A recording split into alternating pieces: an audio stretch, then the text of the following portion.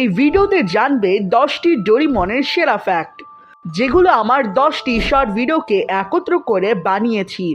তো চলো এবার শুরু করি। তোমরা কি জানো ডোরিমনের মধ্যে জিয়ানের মায়ের দোকানের নাম কি? চলো আমি বলছি, কিন্তু তার আগে ডোরিমনের ফ্যান হলে লাইক করো এবং শিনচ্যানের ফ্যান হলে সাবস্ক্রাইব করো। তাহলে চলো জানি সেই বিষয়টা। তো জিয়ানের মায়ের দোকানের নাম গোডা জেনারেল স্টোর। তবে যদি জানতে চাও জিয়ানের মায়ের দোকানের আইটেম কত, তাহলে নিচের এই ভিডিওতে ক্লিক করো। সত্যি অনেক কিছু জানতে পারবে। ডোরিমনকে দেখার সময় আমি ডোরিমনের মধ্যে এই ক্যান্ডু বিষয় জানি। তবে এই ক্যান্ডু কি, চলো বলছি।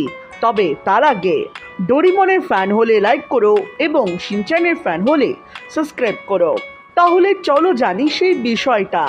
তো ডোরিমনের মধ্যে এই ক্যান্ডু হলো একটি মার্শাল আর্ট, যেটি কিছুটা ক্যারাতের মতো, এবং এটা জাপানে একটা ট্রেডিশনাল মার্শাল আর্ট। যাই হোক, তুমি এটা নিয়ে কি মনে করো কমেন্টে বলো।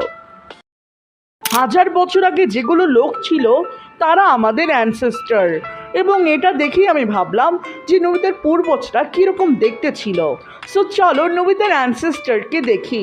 বাট তার আগে ডোরিমনের ফ্যান হলে লাইক করো এবং শিনচ্যানের ফ্যান হলে সাবস্ক্রাইব করো।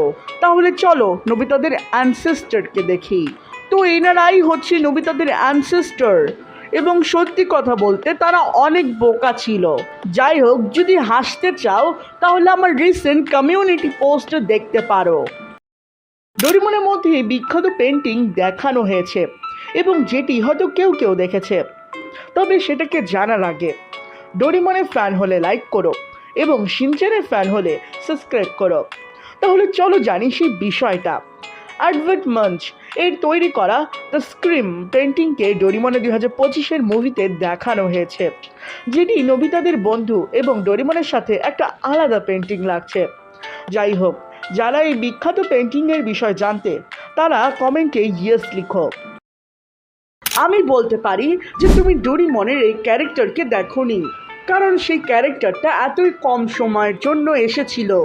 এনিওয়েজ, চলো জানি সেই ক্যারেক্টারের বিষয়। বাট তার আগে ডোরিমনের ফ্যান হলে লাইক করো এবং শিনচ্যানের ফ্যান হলে সাবস্ক্রাইব করো। তাহলে জানি সেই ক্যারেক্টারটা। তো সেই ক্যারেক্টার হচ্ছে জিয়ানের বাবা, যার নাম মিস্টার গোডা বললেও হবে। তিনি ফ্যামিলিকে চালানোর জন্য অন্য কোথাও এক জায়গায় চাকরি করেন, এবং সে খুবই কম সময় বাড়িতে থাকে, কারণ তার অফিস বা তার কাজের জায়গা অনেক দূরে। তো তাকে সেখানেই থাকতে হয় মূলত।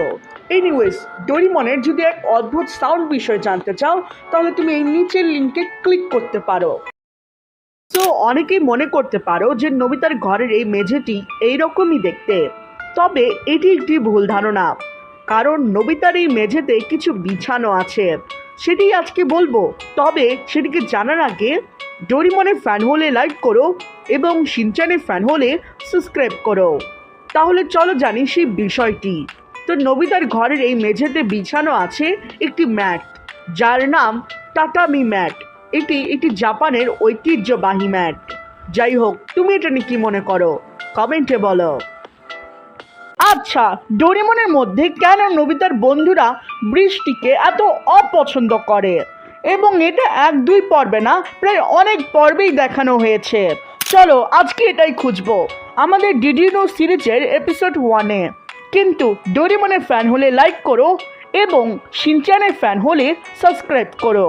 তাহলে চলো সেই ব্যাপারটা জানি। তো এই বৃষ্টিকে অপছন্দ করার কারণ হলো ওদের জায়গায় বৃষ্টি হলে ওরা বাইরে খেলতে পারে না, এবং এটাও ছাড়া কাজ আটকে যাওয়াটাও একটা বড় বিষয়। যাই হোক, তুমি এটা নিয়ে কি মনে করো? তো কখনো ভেবেছো যে ডোরিমনের রং কেন নীল? কারণ আমরা ছোটবেলা থেকে দেখে যাচ্ছি যে ডোরিমনের রং নীল, কিন্তু এর পিছনে একটা বড় সিম্পল আনসার আছে। তো চলো সেটাকে জানি। বাট তার আগে ডোরিমনের ফ্যান হলে লাইক করো এবং শিনচ্যানের ফ্যান হলে সাবস্ক্রাইব করো। তাহলে জানা যাক সেই ব্যাপারটা। তো ডোরিমনের নীল রঙের পিছনের ঘটনা হলো কালার থিওরি, মানে কালার থিওরি অনুযায়ী নীল রং আমাদের চোখে বেশি অ্যাট্রাক্ট করে এবং নীল রঙের পাশাপাশি হলুদ রঙও আমাদের চোখে অ্যাট্রাক্ট করে এবং যার কারণে বেশিরভাগ কার্টুন ক্যারেক্টাররাই হলুদ এবং নীল রঙের হয়। হাজার বছর আগে যেগুলো লোক ছিল তারা আমাদের অ্যানসেস্টার, এবং এটা দেখেই আমি ভাবলাম যে নবিতার পূর্বজরা কীরকম দেখতে ছিল। সো চলো নবিতার অ্যানসেস্টারকে দেখি, বাট তার আগে ডোরিমনের ফ্যান হলে লাইক করো এবং শিনচ্যানের ফ্যান হলে সাবস্ক্রাইব করো।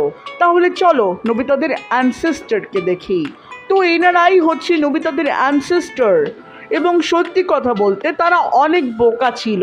যাই হোক, যদি হাসতে চাও তাহলে আমার রিসেন্ট কমিউনিটি পোস্ট দেখতে পারো।